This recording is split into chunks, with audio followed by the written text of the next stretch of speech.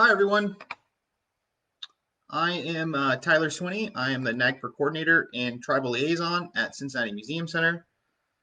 Today, I was going to tell you guys a little bit about the archaeology collections, as well as bring in a few of our education items to show you so that you can get an idea of some of the more spectacular items in the Museum Center's collections. First of all, a little bit about the collection to know is that we have about 30,000 cubic storage feet of space at the Cincinnati Museum Center's Archaeology Collections facility. In that space, there are around 89 shelving units, about 59 cabinets, and somewhere in the range of around 3 million individual objects. It's a pretty substantial collection, and I'm very lucky to be a part of its management. That collection covers quite a bit of archaeological material, including all time periods of the prehistory of the Ohio River Valley, as well as the historic period. We emphasize primarily the Cincinnati area, including the late prehistoric period, as well as urban archaeology in the Cincinnati region. I myself, I am a Midwestern archaeologist. I specialize in the Central Ohio River Valley, and I work primarily with the late prehistoric time period, or a time period that we would refer to as Fort Ancient. It covers about the last 1,000 or so years of prehistory in the Cincinnati region, and the Fort Ancient culture, which is an archaeological construct. We don't actually know what they called themselves. Would be focused primarily in the Middle Ohio River Valley, about 75 miles or so in any direction from the Cincinnati area. So first of all, I figured I'd show you some of the interesting objects that we have in our collection that I brought to show you. The first one I have here is a replica Fort Ancient pot. This is a middle Fort Ancient pot. It's called a Fort phase. This is a really interesting one. It's one of my favorite ones, and there's a great blog post on the Cincinnati Museum Center's off-the-shelf blog that recently came out, I believe last week. It's titled "What's in a Pot? Lessons from Native American Pottery." That'll tell you a lot about how Native American pottery was manufactured. This one's really special because it's decorated. So this is a globular pot with a flared rim and a plain neck and then a scraped body. The neck here is decorated with a design which is called guilloche, which is a ribbon-like interconnected lines design. This one is a two-line guilloche, so we have two lines. You can see as many as 3 or 4. I don't think I've ever seen any that are more than that. Another really interesting component about this one is the lip decoration or the rim decoration. These are punctates. These were done probably with a finger by the potter who made this. This was made by a colleague of mine at the Ohio History Connection, and was given out as part of the Ohio History Connection's 2019 Tribal Nations Conference. It was a really special event. It's shell tempered and one of the best replica ceramic vessels for the Fort Ancient period that I've ever had an opportunity to work with. So we use this quite a bit in a lot of our programming. Looks like we have a couple of questions starting to come in. So what is the most significant artifact in your collection and why? Well, that one's kind of a tough question. My favorite thing to discover archaeologically is not necessarily the individual objects. I'm very, very much interested in formation processes, or the series of events that gave artifacts the properties that they have. So the environmental effects as well as the cultural effects in manufacturing something. A lot of people would probably claim that the most significant artifact in our archaeology collection is probably the Cincinnati tablet. There is a blog post about the Cincinnati tablet also on our off-the-shelf webpage, or a blog that I drafted about a year ago, I believe. I did bring a replica of the Cincinnati tablet also to show you because I figured that this would be one of the things that came up in conversation. It is one of my favorite objects in the collection, without a doubt. It's about 5 inches wide, about 3.5 inches, or about 5 inches in length, and about 3.5 inches in height or width. It's carved in bas relief. There's a series of very finely grained designs inside of here that we really don't have any idea what they actually mean, but they are in bilateral symmetry. So there's a heightened importance on mirror images of each other. Most people think that these types of artifacts, which these are referred to as Adena tablets, most people think that these are stamps or potentially tattooing stencils, and evidence comes from these grooves on the back. So these grooves, which these are almost exclusively made from very fine-grained sandstones, these grooves are consistent with sharpening stones or abrading stones, which would be used for sharpening bone implements. This is, in my opinion, the most iconic artifact ever found in the downtown Cincinnati area. It was found in the 1840s, very close to where our collections and research facility is. And there's a street downtown called Mound Street. It was named after the mound that this came from. The original is certainly a NAGPRA object. We would consider it an unassociated funerary object or sacred item. We're not quite sure who it's affiliated with, but it's certainly a very, very important object in our collection. Objects that would surprise people. Well, there are a lot of things in our collections that you wouldn't necessarily anticipate finding. In a lot of cases, you have to have a background in something like zoo archaeology. I'm really interested in animal bones and the formation process behind animal bones. So the selective choices of which animals were being hunted, the fragmentation patterns of those in first and secondary refuse deposits. But one of the most surprising artifacts I think I have ever found was a Carolina parakeet beak. So a Carolina parakeet is an extinct bird. They used to be pretty abundant throughout the eastern United States, and they have really beautiful plumage. They're bright green, and actually there's a blog post about this too, I believe, if I'm not mistaken. Carolina parakeets probably weren't hunted for their meat. They're probably collected, most likely using nets for their plumage and for ornamentation and decoration. And I am not a specialist when it comes to zoo archaeology, especially when we're dealing with things outside of mammalian osteology. In birds, in reptiles, they're very, very, very difficult to identify specific bones because there's a lot of things that are a lot of bones that are very similar in size and shape. But Carolina parakeets have a very distinct nose or beak. It has a specific notch in it. So we were able to identify that using the museum's wonderful reference collections in our zoology department. So that's definitely one of the most surprising objects that we have found in our archaeology research. And it was recovered at the Hahn Field site, which is located about 9 or 10 miles east of Cincinnati, right on the border of Anderson Township in Newtown. And it's a location where the Museum Center has conducted excavations over the past 12 years. But we have since finished our excavation work out there. I see we have a question here from Charlie Harper. Why is archaeology important in Cincinnati? That's a great question.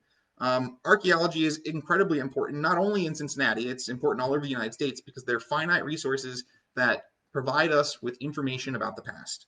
The people who created archaeological sites in the United States, they still exist. There are Native Americans today. And that's a big part of my job as a tribal liaison. I work with indigenous communities, descendant communities, I inform them of collections that are in the museum's control that they may have an interest in for sacred purposes, ceremonial purposes, as well as human remains and things in our collection too. And kind of elaborating to Mr. Charlie Harper, I have actually something else that I was planning to talk about that's a little bit larger, so bear with me as I bring it up. This is one of my favorite posters in my house. It was given to me by a dear friend of mine. I won't let you know who that is right now, but this was a poster that was made by Charlie Harper to commemorate Ohio's prehistoric Indian heritage. It hangs in my living room. It's one of my favorite items in my whole home, and it has a huge amount of wonderful archaeological artifacts that were found in Ohio, including Serpent Mound in the background. The Adena pipe right here, I have an example of that too that I can show you. Some copper cutouts, some mica cutouts. These are very famous. They came from the Hopewell Mound group. Of course, as a Charlie Harper piece of art, there are a lot of important animals in here too that are incorporated into many of Charlie Harper's artwork. My favorite is the box turtle at the top up here, but you can't go without seeing the cardinal. And then also, if you're really looking carefully back here, inside of this big, large globular storage pot, we have a raccoon. So this is a great testament to the archaeological history of Ohio. It has some of the most iconic artifacts on it that have been found in Ohio. So really one of my favorite objects in totality in my house. Let's see, what other kind of questions do we have here? So what happens to artifacts, items, after they are excavated and brought into the lab? Well, there are two different types of artifacts that we bring back to the collection facility into our lab. There are soil samples or botanical samples, and then there are screened artifacts. They're both handled a little bit differently. So the screened artifacts, which means that they've been screened in the field through a 1/4-inch screen um, as part of our sampling strategy. These items are water screened once they get back to the Geyer Center to kind of get off some of the initial dirt so that we can start making identifications about what types of bones they are, if things are worked, what type of pottery, what kind of tempers in pottery, what kind of shirt it is, if it's a rim shirt, a body shirt, a base shirt, a handle, whatever it might be.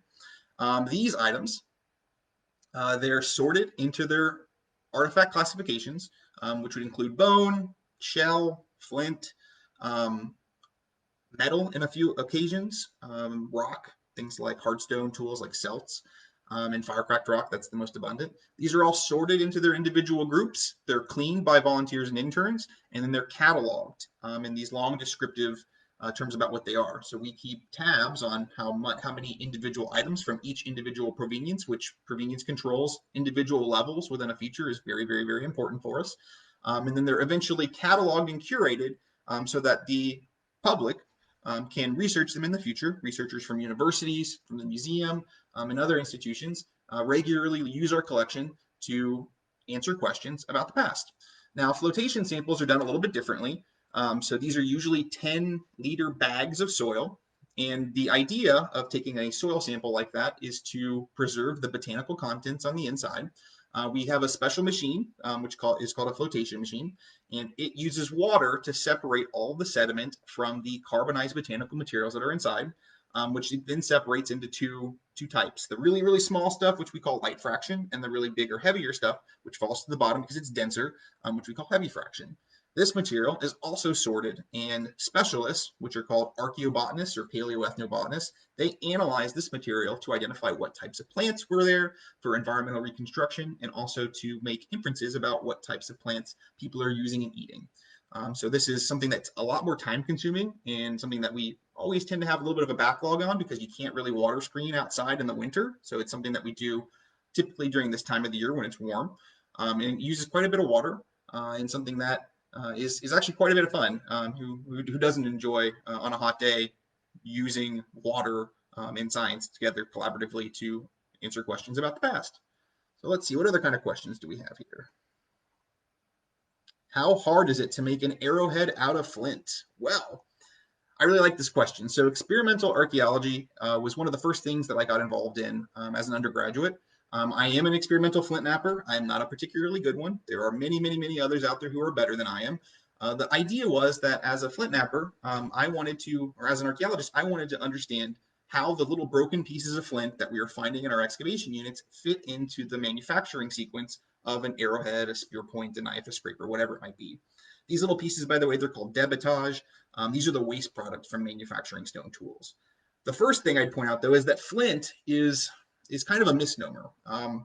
Archaeologically, geologically, there is no such thing as flint. Flint is a construct. It's a term that was used primarily in Europe to differentiate stones that were modified by humans versus stones that were not modified by humans. So the actual term for stone tools that were made into spear points, arrowheads, and knives, they're called chert, or in some cases chalcedony. Agates can be used for it in some cases too.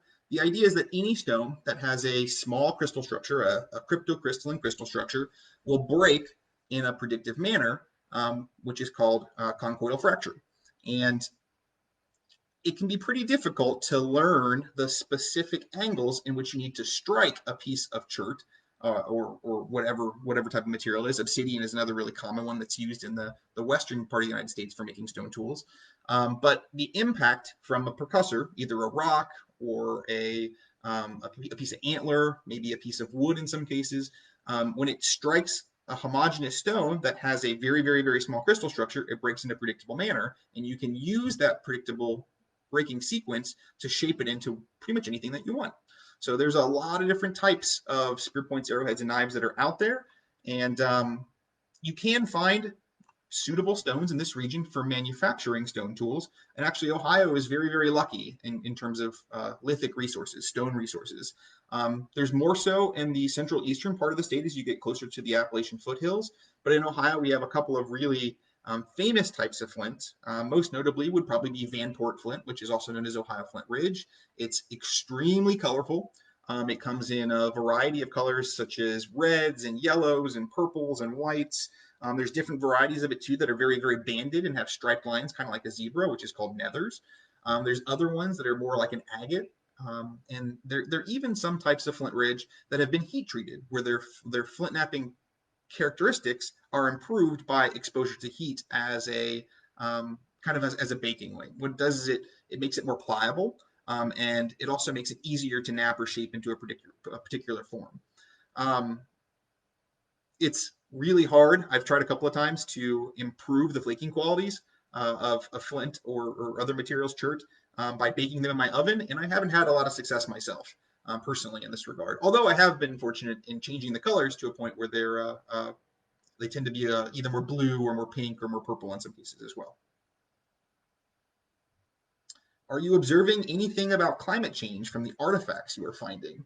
Well, yes, actually we are. Some of the things that we identify through the lens of zooarchaeology from work in our investigations at the Hahn Field site and the eastern side of Cincinnati is we see the presence of animals prehistorically that are no longer in existence in this area. These include elk. We see bones from wolves. We see bear bones. We see bobcat, which still exists in our region, but really not in particularly large quantities. However, bobcats are notoriously shy, so you're not likely to see them very often. And as kind of a broad generalization, one of the big things that we see in terms of climate change is the decrease in these large predators through time. But as another way that we see climate change in our region is through something a little bit less exciting than these predators. We look at freshwater mussel shells. There was a paper published by our Curator of Archaeology, I believe in 2014 or 2015, in the Ohio Journal of Archaeology, Ohio Archaeological Journal, that analyzes mussel shells that were found in a discrete deposit, refuse deposit inside of a storage silo, a subterranean storage pit, that had thousands upon thousands of individual bivalve mussel shells, freshwater mussel shells. And by comparing the species that were present in that deposit, which, if I'm not mistaken, was formed in the 1500s, maybe slightly earlier, by comparing the mussels that were present in that deposit to mussels that were present today in the most recent modern census, which I believe was done in 2006, according to the paper, you can compare and contrast what types of how the water was where they were coming from. And we presume that these mussels were collected from the Little Miami River, which is the nearest major water source nearby. And in the prehistoric assemblage, I believe there were 24 individual species that were represented. And in the most recent modern census, at least at the time of that publication, there were only 11, which is amazing. So a decrease of more than 50% in the freshwater mussel shells just in this one location. Now, there's a variety of things that could help to explain that. Certainly, increase or decreases in turbidity are important. More silt getting into the waterway from agricultural activities is definitely something that would have a byproduct of eliminating some of the species. The loss of host fish or host species could be a possibility too, because a lot of mussel shells have a symbiotic relationship with particular types of fish. And then, of course, things like herbicides and pesticides and stuff getting into the water. Those are pretty problematic as well. And even not invasive species getting introduced into the water as well that outcompete native species could be a product of the same situation. So we do see climate change in the archaeological record in the Cincinnati region.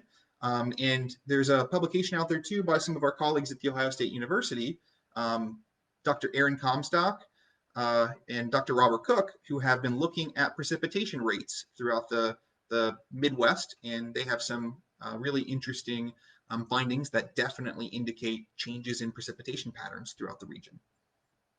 So let's see, what other kind of questions do we have here? Where are the best places to learn more about my field? Well, So my field is archaeology, and I specialize in a pretty specific niche, being a Midwestern archaeologist, and then that even gets more specialized when you start talking about the Native American Graves Protection and Repatriation Act. But the best places to learn about archaeology would be at museums. Definitely a wonderful place. That's a fantastic opportunity to meet one-on-one in a kind of an informal education opportunity to learn about specific things. You could also always pick up a book at your local library. There are a lot of really fantastic resources that are available online, including many that are professional journals that are freely available to the public. So those are another great place to take a look too. Um, you could also take a class at one of the local universities, such as the University of Cincinnati, Ohio State University, University of Kentucky. Um, Archaeology, it's a subfield of anthropology. So it's kind of difficult to only study archaeology when it's one of the four subfields of anthropology. So I would encourage you, if you're interested in learning more about archaeology, to perhaps take some time to learn a little bit about anthropology and some of the other components of anthropology, such as biological anthropology, linguistics, and then cultural anthropology, in addition to archaeology. When you cut into your wedding cake, did you go layer by layer or take a core sample? Well, we cut into our wedding cake, which I was recently married not too long ago. But core samples are something that I would like to address. These are really important. So we take core samples from many of our excavation units because we're interested in the formation of the landform in which the items, the archaeological deposits are located. So a core sample, there's a couple of different types. There are augers that take big, long sections of soil. There are also solid core sampling tools. Those are the ones that we typically focus on. And in a lot of places, you could go really deep with these cores.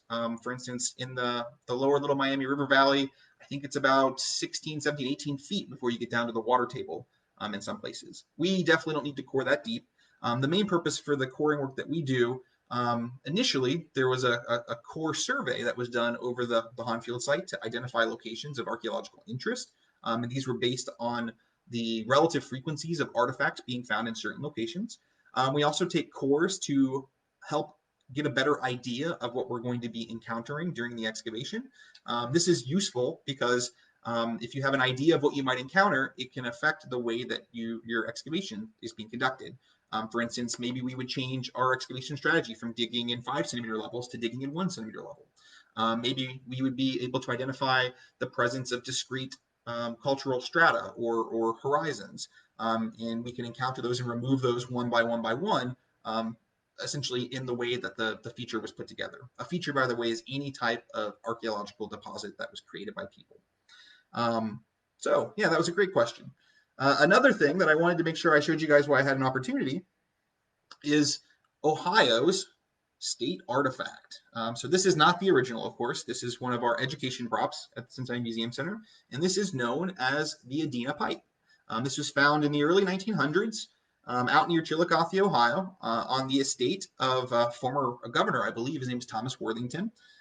It was found during an extensive excavation of a mound on his property, which he referred to as the Adena estate or the Adena farm, which is the namesake for the Adena culture, which we don't have any idea what they call themselves. And this is common amongst most Midwestern and really world archaeology in a lot of cases. So things like Hopewell, Adena, Fort Ancient, these are constructs. These are just simply terms that we as archaeologists use to help group or organize phenomena. It's a way for us to rationalize and analyze the archaeological record. Well, this Adena pipe is really interesting and important because it's one of the very, very few depictions of what an Adena person may have looked like. So we have a hair pattern, which is kind of like a reverse mohawk, where it's shaved in the middle, and there's two flaring patterns that reach outward. We have ear decorations here, which are called ear spools, real large, big ear spools, kind of like gauging today. These ear spools, by the way, they're usually made from either bone or wood. Sometimes they're covered in copper.